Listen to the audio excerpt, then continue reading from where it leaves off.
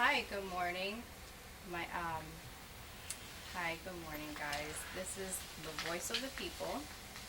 Your host, Clarissa, Vice President of the People Coalition of Connecticut at ETV, East Haven, Connecticut, and this is my co-host, Henry Candido, the founder of the People Coalition of Connecticut.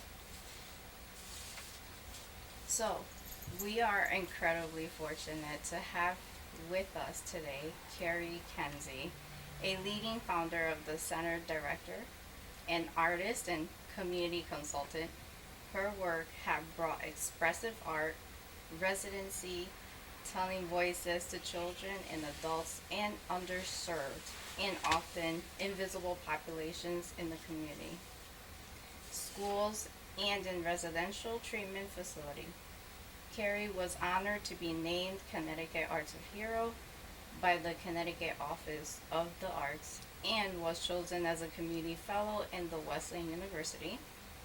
Embodying anti-racism initiative, Kerry was awarded the NAACP Middlesex County Annette B. Ward Community Service Award for her contributions. She is a board member of Hygienic Arts. Yeah. So, thank you for joining us. And I find it fascinating about how you're involved in your community. What inspired you to pursue this path? Or who made you the person you are today? So, what's inspired me for this to take this journey along this path in my career? My work is centered around community. I believe that social support is the best medicine. It's free medicine, and over the last 5 decades, I find that people need people, and people heal by engaging with other people. And so I started my work working in invisible populations, helping folks to gain the tools to give voice to things that sometimes don't have words. I do that through residency works. Residency work. I go into different populations using the language of movement and dance. We give voice to people's struggles. Can you describe your journey so far, highlighting both success and challenges? Sure. So when I began this work, expressive therapy wasn't well known in, certainly not in my region in Middletown. And I designed my own major at Trinity College around movement and learning and social development. So I was fortunate enough to create and design my own major at Trinity College.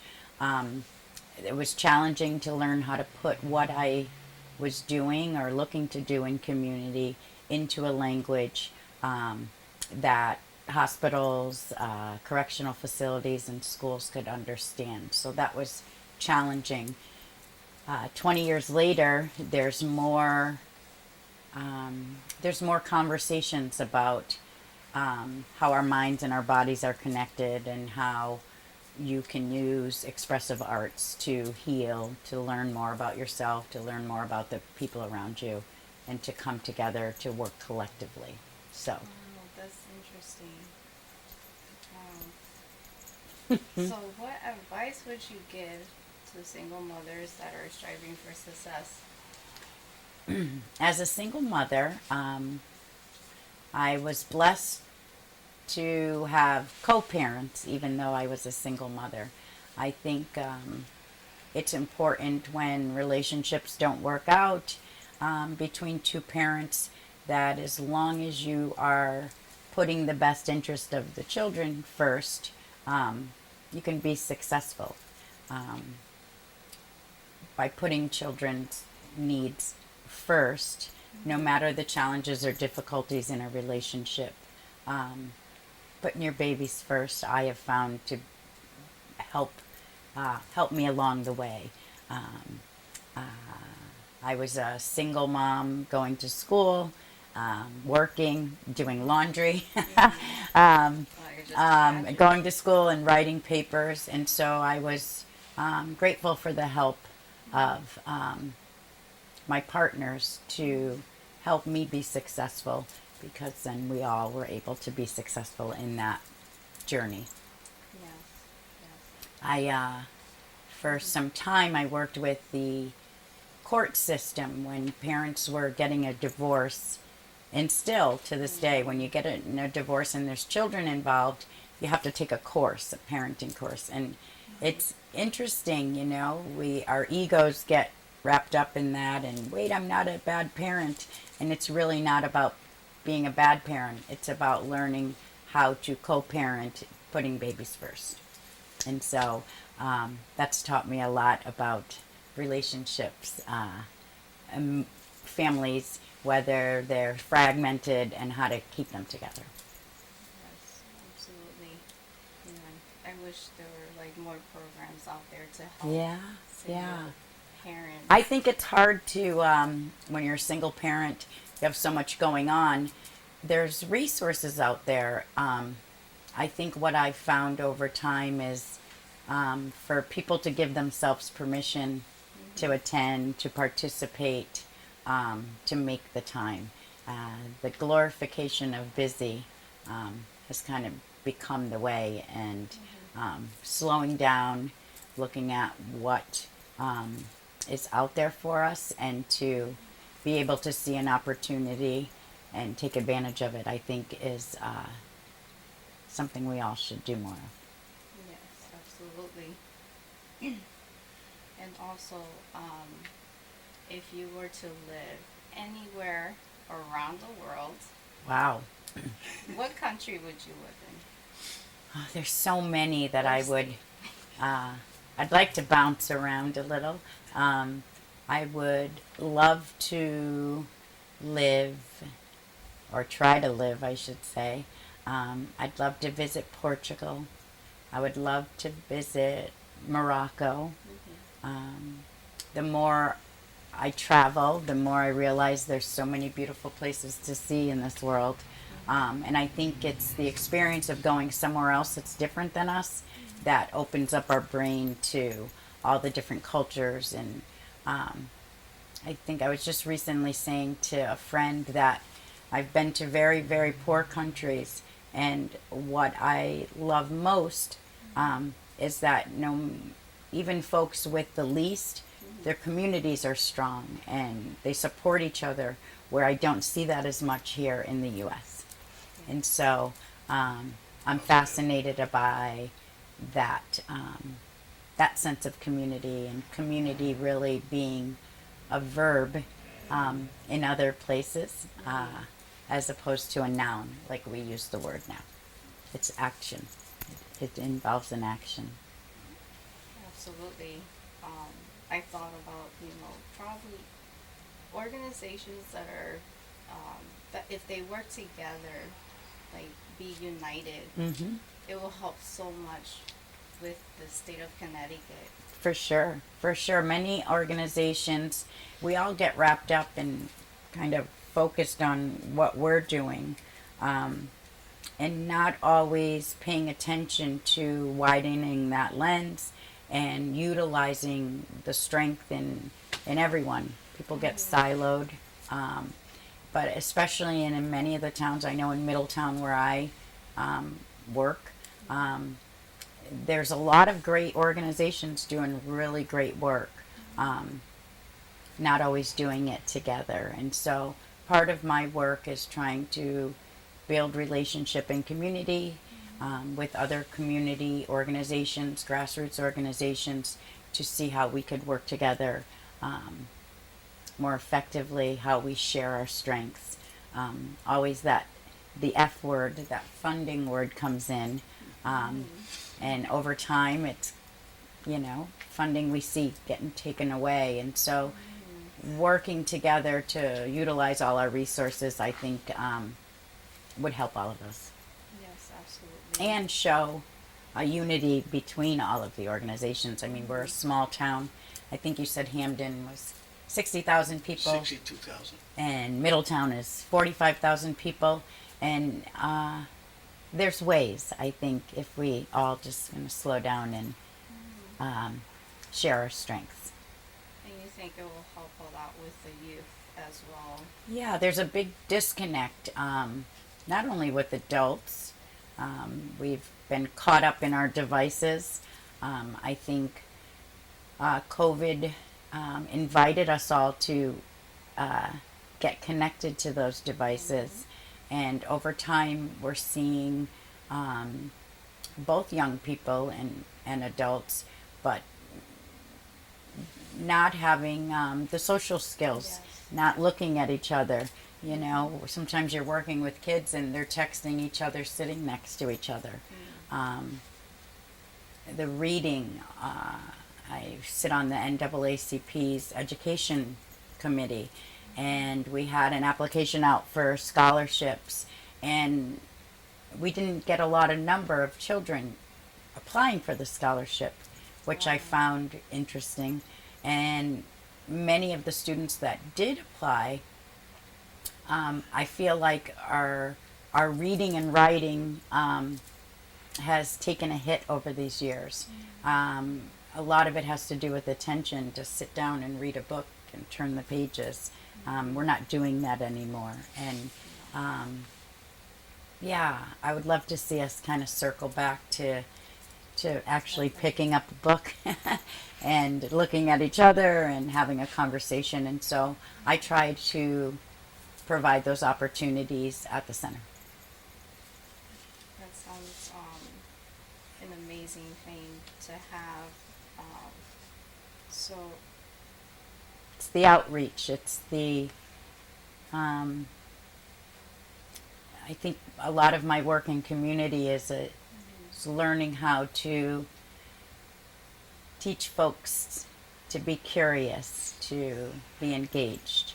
And because you can have all the great programs in the world, you can have beautiful offerings, but if you're not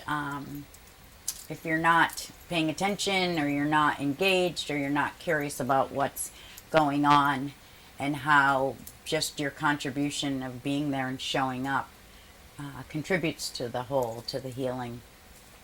So I think that's a lot of the work, is getting folks to be curious, to know that they bring value to any conversation, any program, any offering. absolutely. Henry, do you have any questions for Kerry? Well, I find it very interesting in what you're doing. I think you're doing a great job. in I Middletown. appreciate that. I wish you can speak a little bit about the youth, Sure. because I think we're losing our youth, and I think we have to bring our youth back. Claire can tell you, the people, the young kids we're talking to are saying that we talk at them, we don't Right. talk to them. Right. Uh, Or include them in the conversation. That's right. You know, we Right. can have a lot of great ideas, but if it doesn't come from youth, then Right. we can, just have great ideas. Exactly, and you know something I'm learning, and I think Claire is also learning, that they bring a lot to the table. They most certainly bring a lot to the table. She's starting a program in our association, People's Coalition Youth Division, and what we found out by talking to the youth, we have to get a police officer involved. So we're putting a police officer in that group, and they're talking to one another, Right. and that's going to help. And then they're going to take their problem and bring it to the mayor and the police chief Right. and work it all out. Right. But the kids are feeling that they're being heard for a change, and I want your opinion on that. Yeah, I think in community organizing, right, it's boots on the ground. It's not what's happening at this level.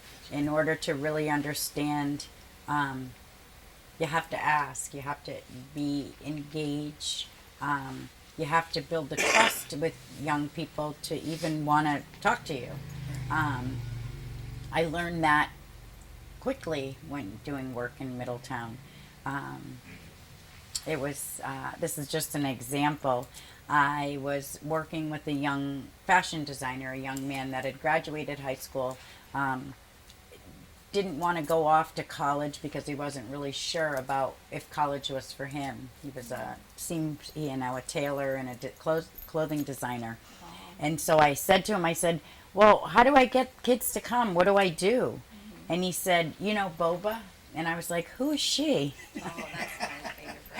And he was like, that's Boba Tea, Yeah. Miss Kay. And I said, this is why, as relevant as I think I am, I'm not relevant. I'm not a youth. And so that's a perfect example of how you have to have the youth included. We ended up applying for a grant, and were able to pay youth to meet and talk about what was important to them.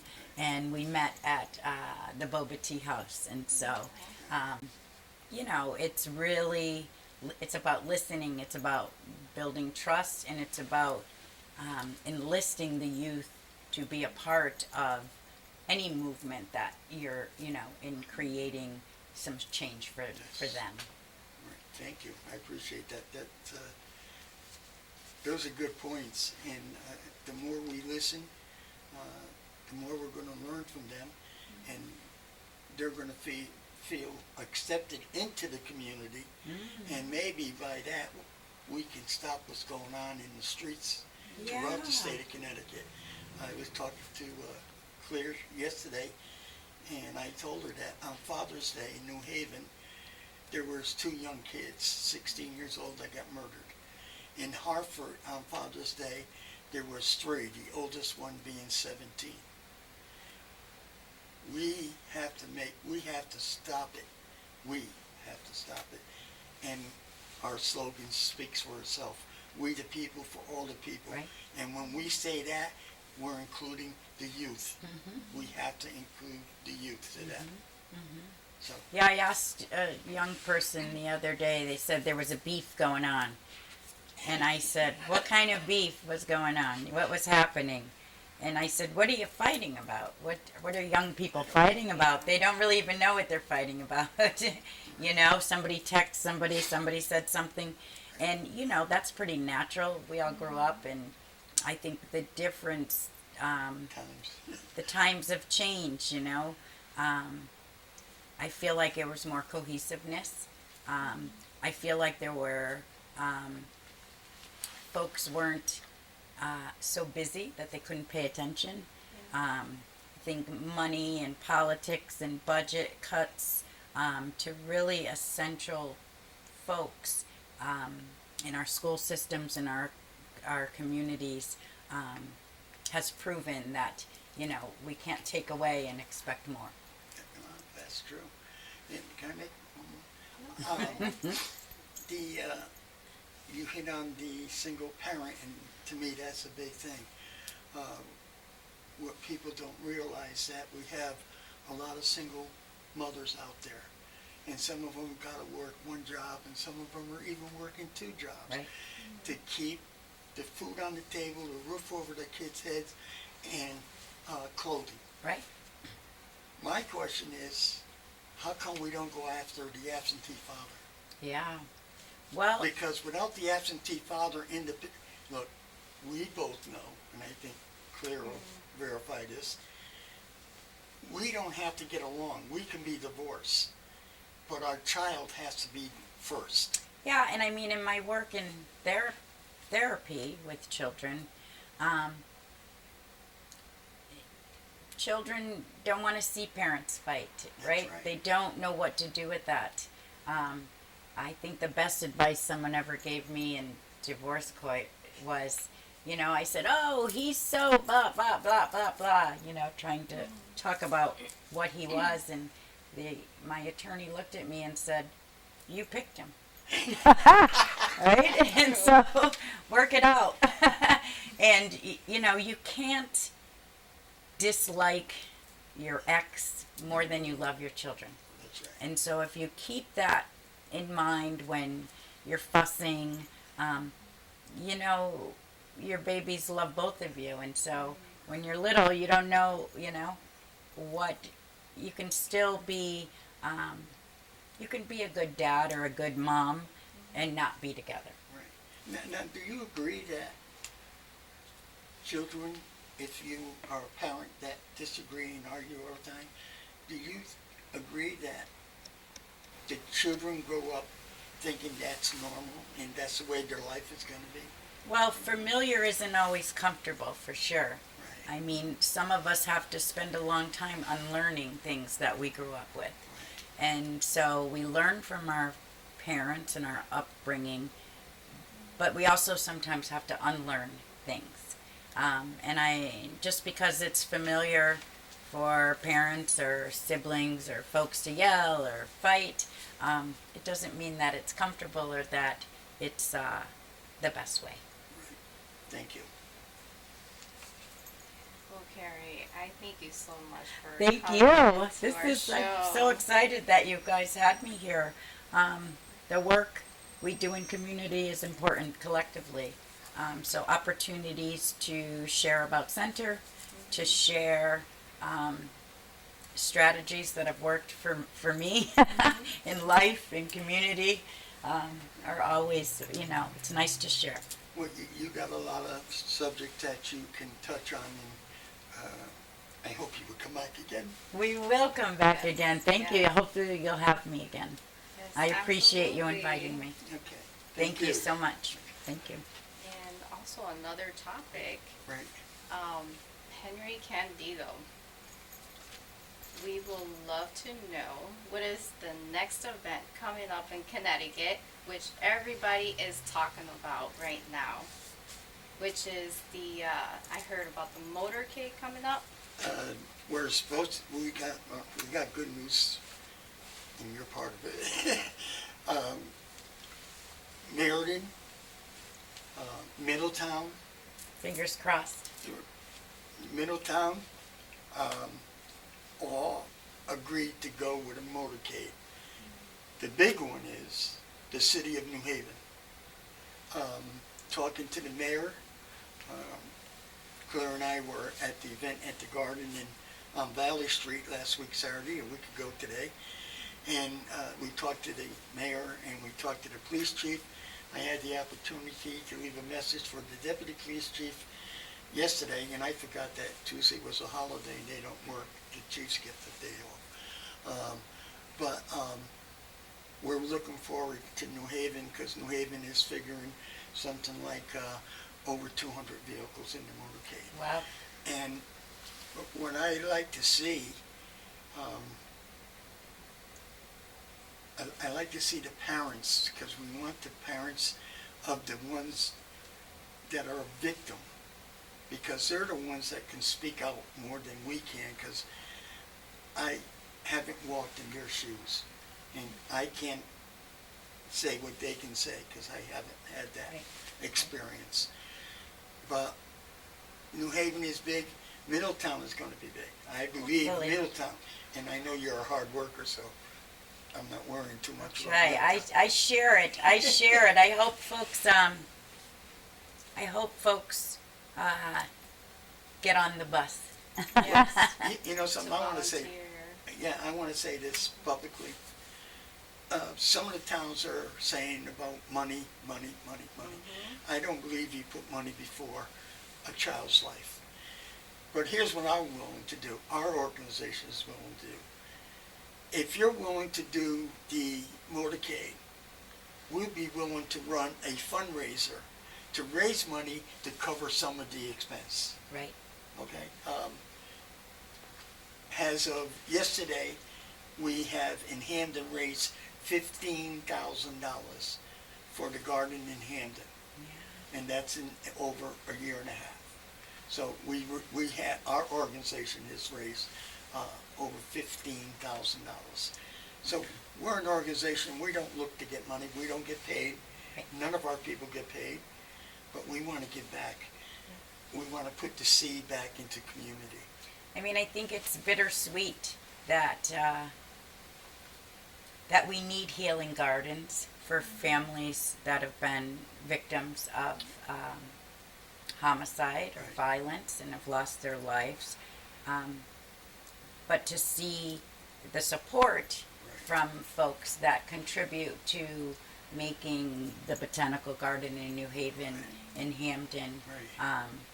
to creating these healing spaces for victims or folks that have lost folks to violence, I think it's special, and it's a way to bring everyone together, and bring about an awareness. You know, the news comes on and then it goes off, and we forget. But the folks that are, when it gets quiet is when these families need us the most. So having a place to come and sit and be is pretty special. So anything I can do in our town to help create that and contribute to it, I'm happy to do. Well, we appreciate that. Every town should have one of you. Why, thank you. I'm learning how to take a compliment instead of pushing them away. No, well, Thank you. You know what? That's another thing that people don't accept or give a compliment. I think I mentioned this. I was being interviewed by a reporter, and the question came up about how come you don't do more good news? All you do is bad news. And the reporter turned around and said to me, good news don't sell, only bad news sell. And I turned around and I said, oh, it's all about money, not about, they cut me off. They didn't want to finish hearing what I had We're not to going to say. talk about that, Henry. And Well, cut. Right, exactly. But we know. But, Anyone you who know, knows knows. This is why ETV in East Haven is so important, because they are a TV station that gets out into the community, and this is what we need. We need community. I thank God that she came along, and she sits right here, and she has a lot of good ideas, and I've told her she's on her own. You do, this is her program. You do, I'm not going to say don't, because we do that with our kids. Hey. Don't touch that candy, don't touch that candy. You got to say the opposite. That's right. Touch the candy. Right. Do it.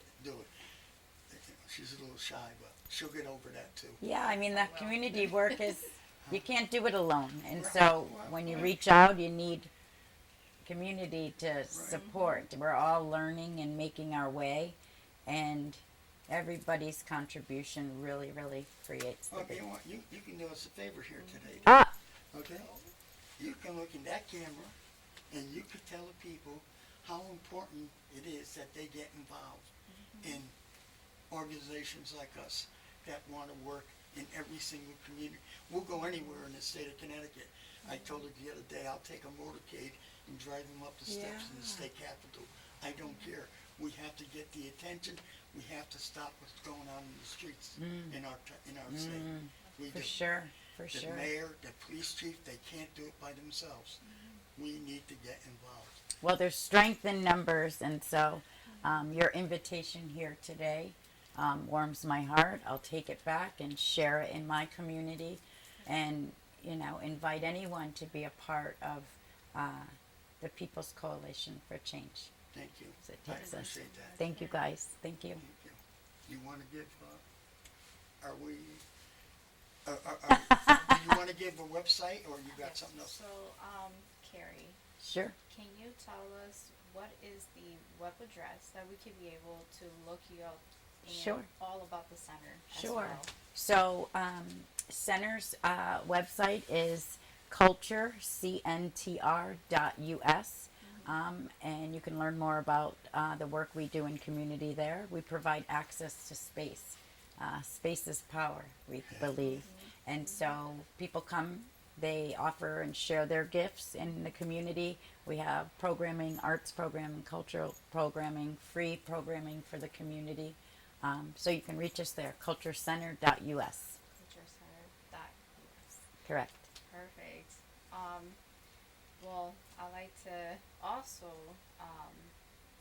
share as well with our organization, the People Coalition of Connecticut, our website as well, which is on New Botanical Garden of Healing on Valley Street. So I thank you so much for joining us, and next time, next Next episode, month, right. yeah, next month, we're gonna be um, heading towards the event, which is the motorcade, and hopefully we'll let you guys know everything what's going on, and give you all the information what we're gonna do next. We'll have a special guest there for that. Yes. From that motorcade also. Yes, as well. So thank you so much.